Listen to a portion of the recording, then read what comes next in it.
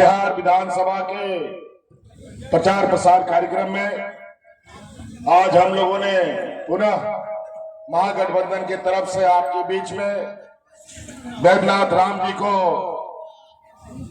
जिसको कांग्रेस का, आरजेडी का, वाम दल का, झारखंड मुक्ति मोर्चा का समर्थन प्राप्त है, इनको प्रत्याशी बनाया है। ये हमारे मंत्रिमंडल में मंत्री भी है और बहुत कम समय ये मंत्री रह पाए और ये चुनाव भी आ गया और निश्चित रूप से बहुत जल्द अब ये चुनाव खत्म होगा। हेलो चुनाव खत्म होगा और फिर से हम लोग सरकार बनाएंगे और आपकी जो भी तकलीफें हैं, कमियां हैं, उनको पूरा किया जाएगा। आपको पता है हम लोग सरकार बनाए तो हम लोग के बीच तो सरकार बनते ही कई चुनौतियां हम लोग के सामने खड़ी हुई। कोरोना का महामारी आप लोगों को याद होगा, 2 साल 2.5 साल कोरोना खा गया और 2 साल 2.5 साल आप लोग के लिए काम करते करते और विपक्षों का भी षड्यंत्र को भी हम लोगों ने झेला। आप लोग के लिए काम करते करते हम लोग के विपक्ष को ये गवारा नहीं था कि हमारे गांव के लोगों के लिए हम काम करें, झारखंड के मूलवासी आदिवासियों के लिए काम करें और बड़े सुनियोजित तरीके से हमें जेल में भी भेज दिया और लगातार एक एक करके गांव के लोगों को उनका हक अधिकार उनके घर घर तक पहुंचाने का जब हमारा काम प्रारंभ हुआ तो इन लोगों ने समय से पहले चुनाव भी करा दिया। अभी 1 महीना और समय था हमारा सरकार का, समय से पहले चुनाव करा दिया। अगर समय पर चुनाव होता तो जितने भी नौजवानों की नौकरी के लिए परीक्षा दी गई थी उन सब का परीक्षा फल निकल चुका होता और नौकरी में लग चुका होता। हमारे विपक्ष के लोग यहां पर तरह तरह के दिग्भ्रमित भाषण दे करके चुनाव के मैदान में उतरे हैं, गीत की तरह मंडरा रहे हैं। 1 दर्जन मुख्यमंत्री यहां आया हुआ है, पूरा भारत सरकार यहां पर कुंडली मार के बैठ गया और इस चुनाव को इन प्रकार धन बल से चुनाव जीतने का प्रयास कर रहा है। याद रखिएगा, पहले आपके गांव में न कोई पदाधिकारी जाता था, न आपकी कोई समस्या का समाधान होता। आज गांव गांव पंचायत में पदाधिकारी जा करके आपकी समस्या का समाधान कर रहा है। चाहे सड़क हो या ना हो, कोई बैलगाड़ी से, कोई ट्रैक्टर से, कोई मोटरसाइकिल से जा करके आपके गांव में ऐसे ही पंडाल लगा करके आपकी समस्या का समाधान कर।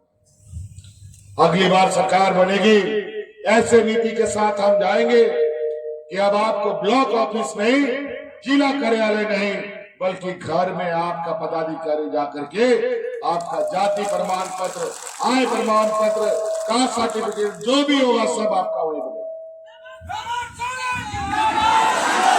यहाँ बैठे बड़े पैमाने पर हमारी महिलाएं, आप लोग बताइए, आपके खाते में 1000 रुपया जा रहा है कि नहीं जा रहा है?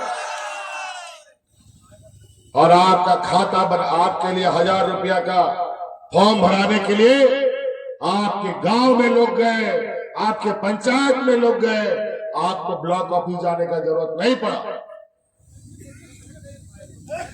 आज महिला सशक्तिकरण का ये पहला कदम हम लोग का देखा देखी विपक्ष के लोगों ने कहा, अच्छा तुम लोग 1000 दे रहे हो, हम लोग का सरकार बनेगा तो 2100 रुपया देंगे।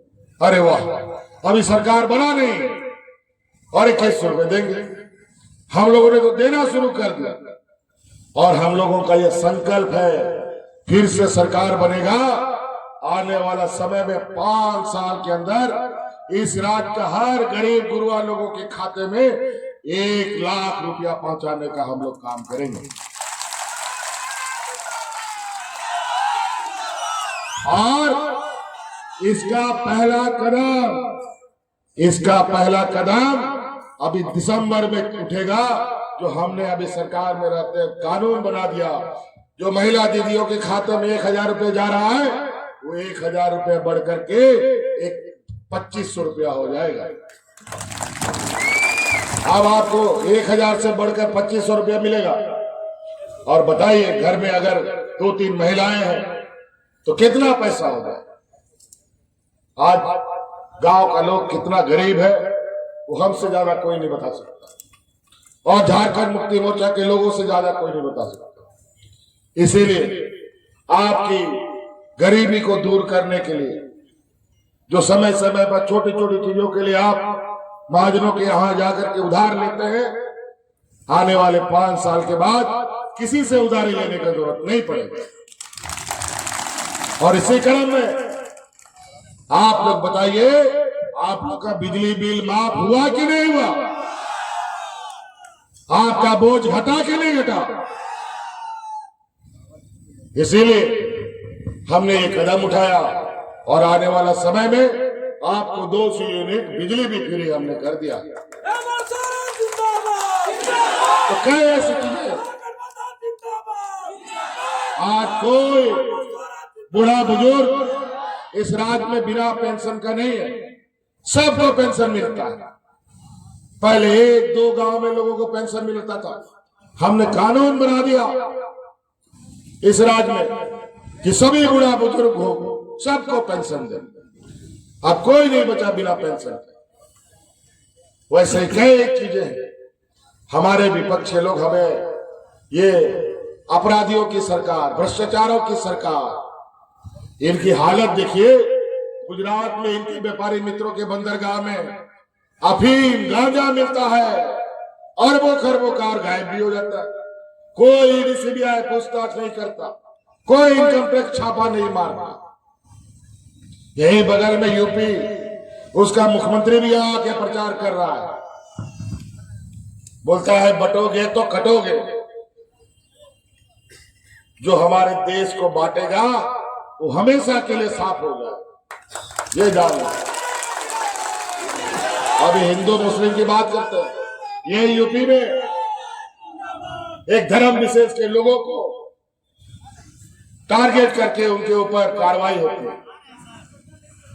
सुप्रीम कोर्ट तो यहां तक कहता है, असम में वहां की सरकार एक जाति धर्म को टारगेट करके उस पर कार्रवाई करती है। ये हालत है। रोटी बेटी माटी बचाने का ये लोग नारा लगाते हैं।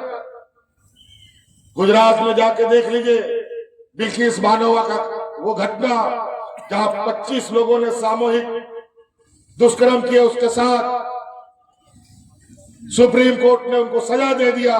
चुनाव में उसको पेरोल पर सब लोगों को छोड़ दिया और माला और टीका पहना था। ये हालत है इनकी।